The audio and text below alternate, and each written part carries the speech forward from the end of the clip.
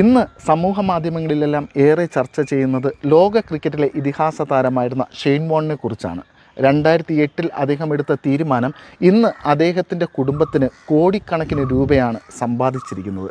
അത് എങ്ങനെയാണ് എന്നുള്ളത് നമുക്ക് മനസ്സിലാക്കാം. 2008 ഇന്ത്യൻ പ്രീമിയർ ലീഗ് അല്ലെങ്കിൽ IPL സ്റ്റാർട്ട് ചെയ്യുന്നത്. രാജസ്ഥാൻ റോയൽസ് ടീമിൻ്റെ ഭാഗമായിരുന്നു ഷെയ്ൻ വോൺ. ആ ടീമിൻ്റെ ക്യാപ്റ്റനും കോച്ചുമായിരുന്നു അദ്ദേഹം.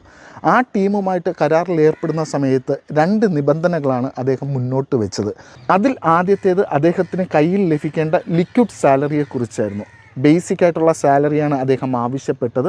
അന്ന് ഓരോ സീസണിലും അദ്ദേഹത്തിന് കയ്യിൽ ലഭിച്ചത് 2.6 കോടി രൂപയാണെന്ന് മനസ്സിലാക്കുക. എന്നാൽ രണ്ടാമത്തെ തീരുമാനമാണ് ഇന്ന് ചർച്ച ചെയ്യാൻ പ്രധാനപ്പെട്ട കാരണം.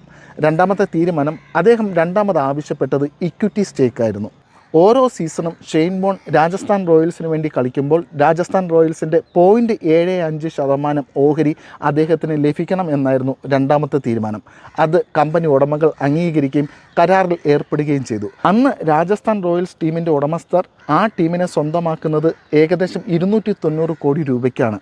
അതിൻ്റെ 0.75% എന്ന് പറയുന്നത് ഏകദേശം 2 കോടി രൂപയാണ്. ബുദ്ധിപരമായ തീരുമാനം അതായിരുന്നു.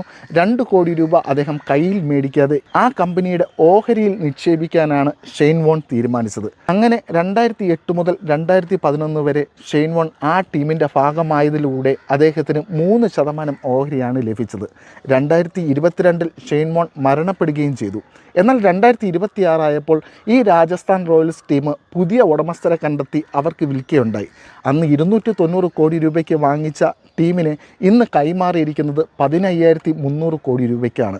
ഏകദേശം 5,700% വില വർധനവിലാണ് ആ കച്ചവടം നടന്നിരിക്കുന്നത്. അതിലൂടെ ഷെയ്ൻ വോണിൻ്റെ കുടുംബത്തിന് കിട്ടിയതാകട്ടെ 460 കോടി രൂപയാണ്. കേവലം 8 കോടി രൂപ 15 വർഷത്തിന് ശേഷം എങ്ങനെയാണ് 460 കോടി രൂപയായത്? ഇതാണ് ഇന്ന് സമൂഹ മാധ്യമങ്ങൾ ചർച്ച ചെയ്യുന്നത്. നമ്മൾ സമ്പാദിക്കുന്നത് ബുദ്ധിപരമായ രീതിയിൽ നിക്ഷേപിക്കുക, സന്തോഷത്തോടെ ജീവിക്കുക. അപ്പോൾ അടുത്ത വീഡിയോയിൽ കാണുന്നത് വരയ്ക്കും.